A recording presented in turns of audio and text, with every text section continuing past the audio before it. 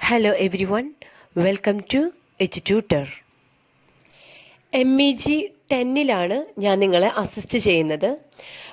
MEG 10-ൽ 8 blocks ആണുള്ളത്. First block, institutionalisation of English studies in India.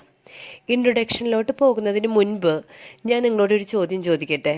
തംബ്നെയിലിൽ കാണിച്ചിരിക്കുന്നത് പോലെ why have you chosen MEG?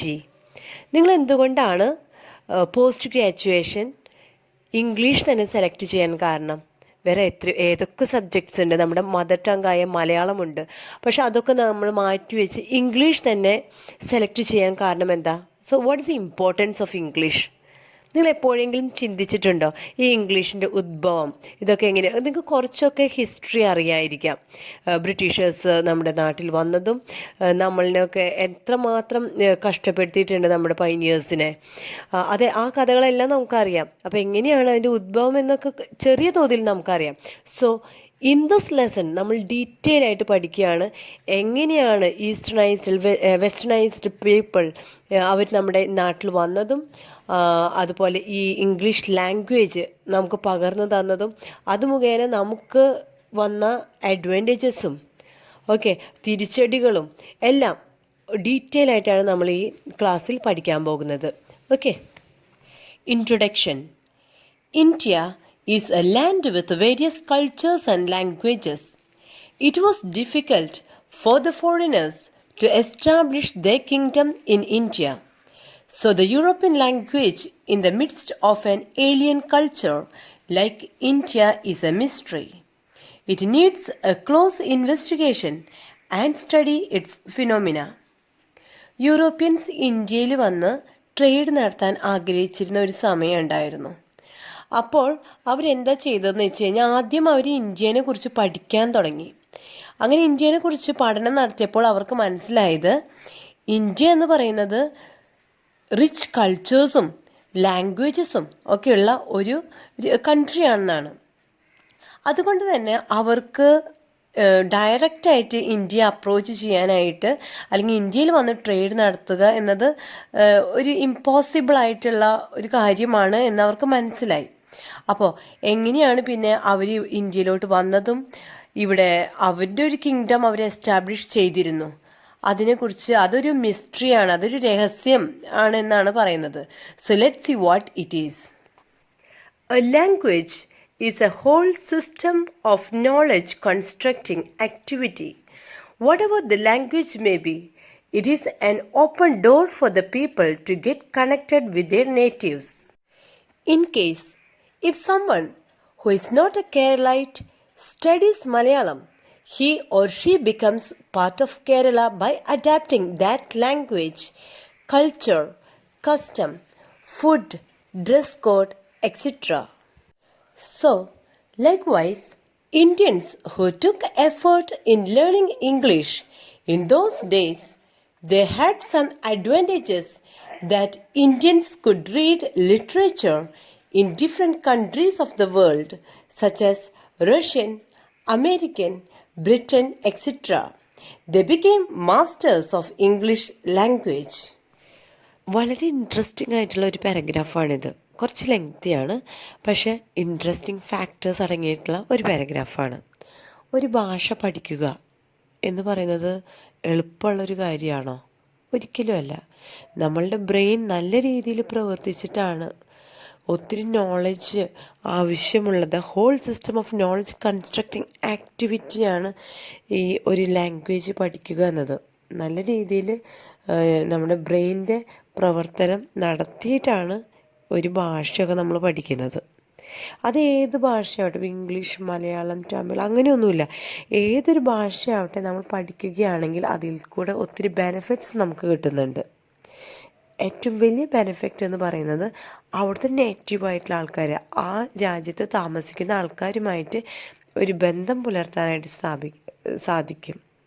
May be friendship അല്ലെങ്കിൽ business, anything may be.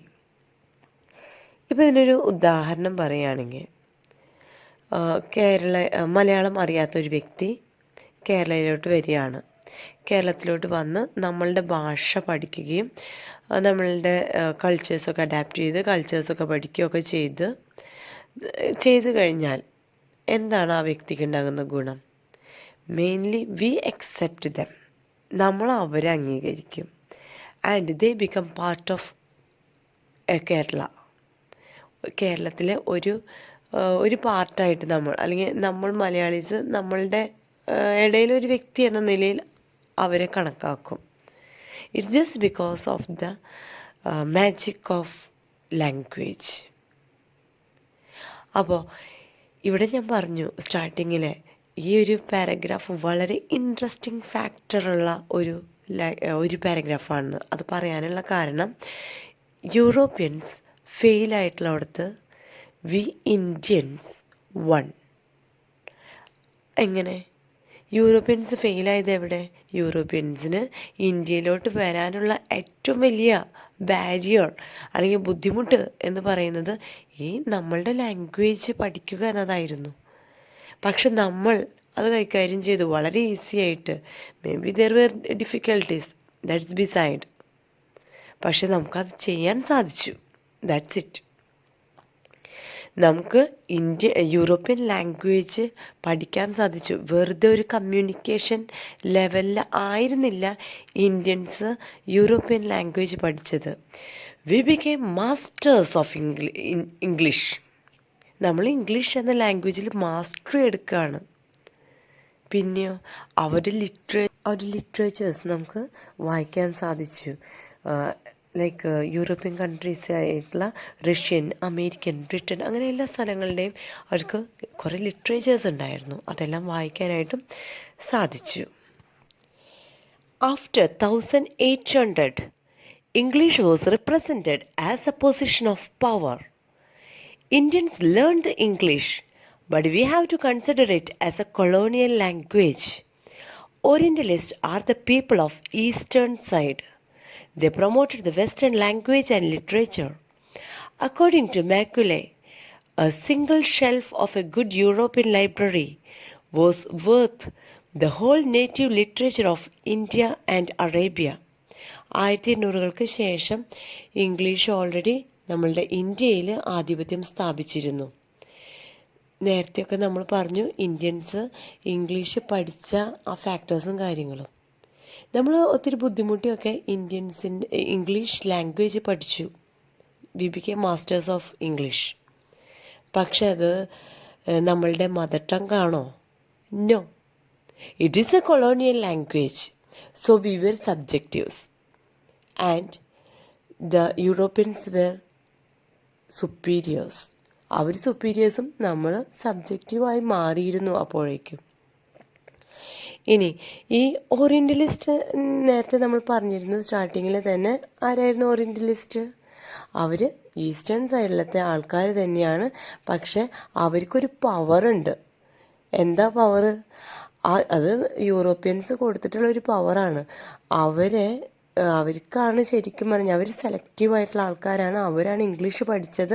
അവരാണ് ശരിക്കും നമ്മളുടെ യൂറോപ്യൻസിൻ്റെ കൾച്ചേഴ്സൊക്കെ അഡാപ്റ്റ് ചെയ്തിട്ടുള്ള ആൾക്കാർ. അപ്പോൾ അവർ ഇന്ത്യൻസിൽ സുപ്പീരിയേഴ്സായിരുന്നു. അവർക്കൊരു എന്താ പറയുക, നമ്മുടെ യൂറോപ്യൻസിനോട് ഒരു കമ്മിറ്റ്മെൻ്റ് ഉണ്ടായിരുന്നു. കാരണം അവർക്ക് അവരുടെ ലൈഫിൽ ഒത്തിരി മാറ്റങ്ങൾ വരുത്തിയ വ്യക്തികളാണ് Europeans. So they started promoting the western language and literature. ഇവിടെ എടുത്തു പറയേണ്ട ഒരു കാര്യമുണ്ട്. മാക്കുലെ, അദ്ദേഹം വെസ്റ്റേൺ സൈഡിലെ പ്രോമിനൻ്റ് ആയിട്ടുള്ളൊരു വ്യക്തിയാണ്. അദ്ദേഹത്തെക്കുറിച്ച് നമ്മളിനി പഠിക്കും. അദ്ദേഹം പറഞ്ഞ കുറച്ച് വേർഡ്സ് ഉണ്ട്, അല്ലെങ്കിൽ ഒരു കോട്ടുണ്ട്. അത് ഇതാണ് ഇന്ത്യൻസിനെ വളരെയധികം താഴ്ത്തി കെട്ടിക്കൊണ്ട് പറഞ്ഞിട്ടുള്ള ചില വേർഡ്സുകളാണത്.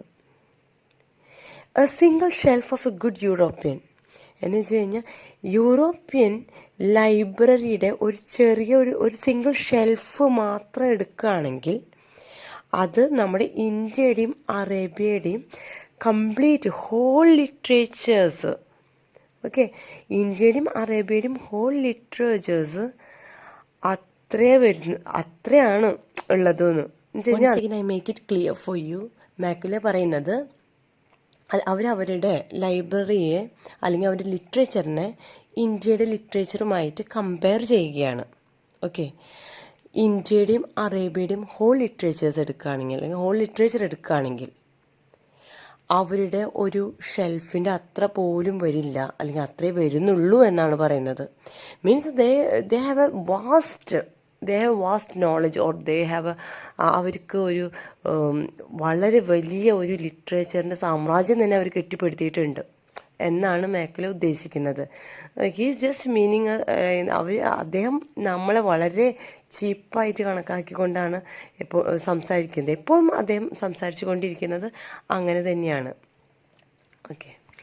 The political agenda of foreigners, namely Macaulay, was to introduce the foreign language to Indians so that they can superior over us, because they knew that the Indians were culturally rich and had major languages in India. It was difficult for the foreigners to dominate the Indians. It is an interesting fact. നമ്മൾ നേരത്തെ പറഞ്ഞിട്ടുള്ള ആ fact തന്നെയാണ്. യൂറോപ്യൻസിന് ബുദ്ധിമുട്ടായിരുന്നു Indian language പഠിക്കാനായിട്ട്. അതുകൊണ്ട് തന്നെയാണ് അവർ നമ്മളെ ഈ യൂറോപ്യൻ ലാംഗ്വേജ് പഠിപ്പിച്ചതും അവരുടെ കൾച്ചറിൻ്റെ ഒരു ഭാഗമാക്കുകയും ചെയ്തത്. ഇതൊക്കെ ഒരു പൊളിറ്റിക്കൽ അജണ്ടയാണ്. അതും മാക്കുലയുടെ തലയിൽ ഉദിച്ച ഒരു ഐഡിയയുമാണ്. ലാസ്റ്റ് പാരഗ്രാഫിലോട്ട് പോകുന്നതിന് മുൻപ് ഒരു കാര്യം പറഞ്ഞോട്ടെ.